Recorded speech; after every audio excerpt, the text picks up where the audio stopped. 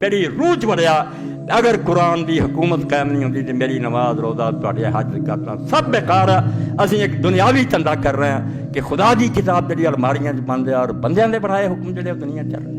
یہ غیرت اور جوش اگر اسلام سارے چ نہیں پیدا کرتا کہ عیسائیاں دا مذہب ہے بدھاں دا مذہب ہے کہ پوجا پاٹ کری جاؤ تو بس ٹھیک ہے.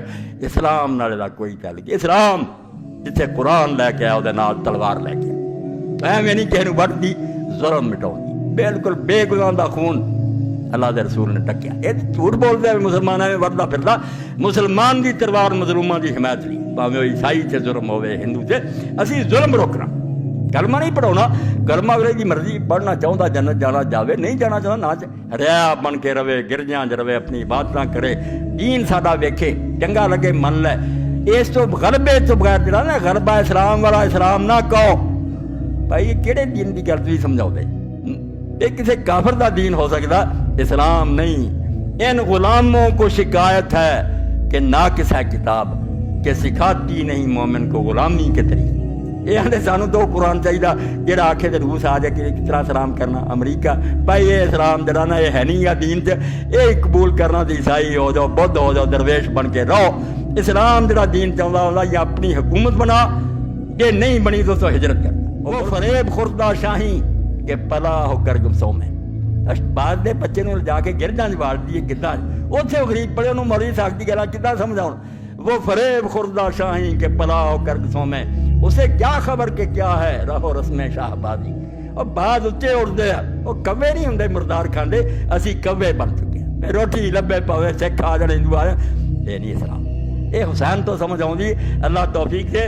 تو اگر ہم کچھ نہیں کر سکتے آپ سب گواہ میں اللہ کو حاضر ناظر کر کے کہتا ہوں پتہ نہیں زندگی ہے میں اللہ کی قسم دنیا اسلام میں جتنے حکمران ہیں ان سے برات کا اعلان کرتا ہوں. میں ان کو اپنے حق میں نہیں مانتا.